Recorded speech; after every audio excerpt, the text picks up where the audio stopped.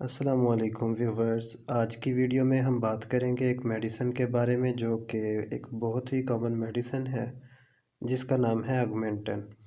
इसके अंदर जो चीज़ें हम कवर करेंगे, जो चीज़ें हम डिस्कस करेंगे वो ये कि ऑगमेंटन क्या होती है, इसके यूजेस क्या हैं, इसके साइड इफ़ेक्ट्स, इसकी डोजेज़ और इसके बेनिफिट्स। इसके अलावा इसकी प्रिकॉशंस यानी इसको लेते वक्त हमें किन बातों का ख्याल रखना ज़रूरी है, ये सब हम आज की इस वीडियो में डिस्कस करेंगे। ऑगमेंटन क्या होती है इसके बारे में सबसे पहले बात कर लेते हैं। ऑगमेंटन एक कॉम्बिनेशन एंटीबायोटिक होती है जिसके दो मेन एक्टिव एंड रिटर्न होते हैं। सबसे पहले इमोक्सिलन जो कि एक पेनिसिलिन होती है। इसके अलावा क्लेवलेनिक एसिड इसके अंदर मौजूद होता है जो कि केमिकल का नाम है। इसके अलावा बहुत से ज़्यादा प्रिस्क्राइब होने वाली एक कॉमन एंटीबायोटिक जिसको मोस्टली डॉक्टर रिकमेंड कर देते हैं मरीज़ के लिए, क्योंकि ये बहुत से बैक्टीरियल इन्फेक्शन के लिए इस्तेमाल की जाती है। ये बहुत ज़्यादा आसानी से अवेलेबल होने वाली मेडिसिन है और इसकी कॉस्ट भी इफ़ेक्टिव होती है।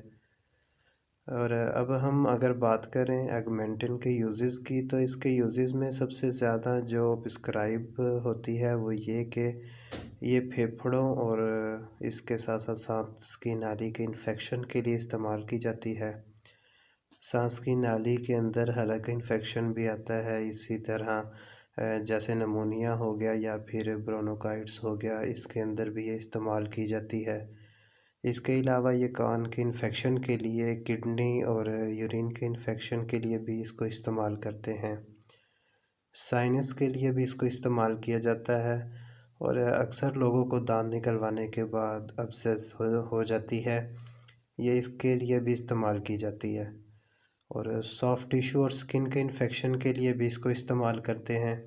इसी तरह जिस्म के किसी हिस्से में फोड़ा या फिंसी या फिर कोई ज़ख़म हो जाता है और सही तरीके से ठीक नहीं हो रहा होता, तो ये इसमें भी इस्तेमाल की जाती है। असल में ये इस इन्फेक्शन को ख़त्म करती है जो जिस्म के किसी हिस्से को इफ़ेक्ट कर रहा होता है। इसी तरह ये आंत के इन्फेक्शन में भी इस्तेमाल की जाती है। और अब हम बात करते हैं ऑगमेंटन के डोजेज़ के बारे में। ऑगमेंटन वैसे बहुत सी डोजेज़ और स्ट्रेंथ में अवेलेबल होती है और इसकी डोजेज़ डॉक्टर रिकमेंड करते हैं ये देखते हुए कि मरीज़ की कंडीशन या मरीज़ के अंदर होने वाले इन्फेक्शन की नोयत क्या है, इन्फेक्शन की जो कंडीशन है वो किस सतह पर है। डॉक्टर वैसे एडल्ट को जो रिकमेंड करते हैं यानी बड़ों को जो डोज़ देते हैं, रिकमेंड करते हैं, वो तकरीबन 500 mg से लेकर दिन में 2 या 3 मरतबा इसको इस्तेमाल करने का मशवरा देते हैं। अगर आप इस बात का ख्याल रखें कि अगर आप इसको खाना खाने से पहले इस्तेमाल करें तो ये बहुत ज़्यादा अच्छे इफ़ेक्टिव देगी, बजाय इसके कि आप इसे खाना खाने के बाद इस्तेमाल करें। लेकिन बेहतर यही है कि आप इसको डॉक्टर की हदायत और डॉक्टर के मशवरे से ही इस्तेमाल करें। अब हम डिस्कस करते हैं इसके साइड इफ़ेक्ट्स की। तो ऑगमेंटन के साइड इफ़ेक्ट्स में जो सबसे कॉमन साइड इफ़ेक्ट है वो ये है कि जिसको लोग अक्सर फ़ील करते हैं और कुछ के साथ हो जाता है, उसमें लूज़ मोशन हो जाना या डायरिया का हो जाना, ये इसके ज़्यादा इस्तेमाल की वजह से होता है। लेकिन परेशानी वाली बात नहीं है, जैसा कि आप जब इसका इस्तेमाल छोड़ देंगे, तर्क कर देंगे तो आप इसके बाद प्रॉपर्ली ठीक हो जाएंगे, क्योंकि मेडिसिन के साइड इफ़ेक्ट्स या इसके जो बुरे असरात होते हैं ये इसकी वजह से होता है। और ये कुछ ही लोगों को होता है, हर पर्सन को, हर शख्स को ऐसा नहीं होता। तो इसीलिए जो है आप इसको डॉक्टर की हदायत और डॉक्टर के मशवरे से इस्तेमाल करें।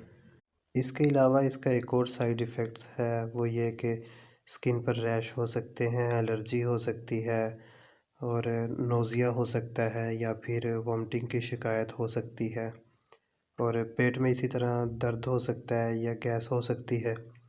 और औरतों में ये एक इन्फेक्शन होता है, यीस्ट का इन्फेक्शन जिसे फंगल इन्फेक्शन भी कहते हैं, वो भी कॉज़ हो सकता है।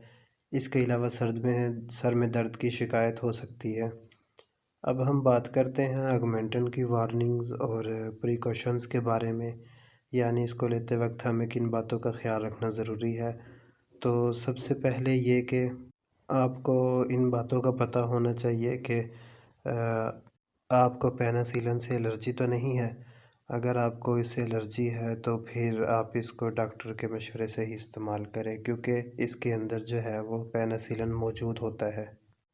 और अगर आपको किडनी या लीवर का इशू है तो आप इसको इस्तेमाल करने से पहले डॉक्टर से एक बार मशवरा ज़रूर कर लें, और इस बात का ध्यान कर लें कि अगर आपको पास्ट में माजी में कुछ बीमारियां रही हैं तो आप इसको इस्तेमाल करने से पहले डॉक्टर के साथ मशवरा करें, डॉक्टर की हदायत के मुताबिक इसको इस्तेमाल करें।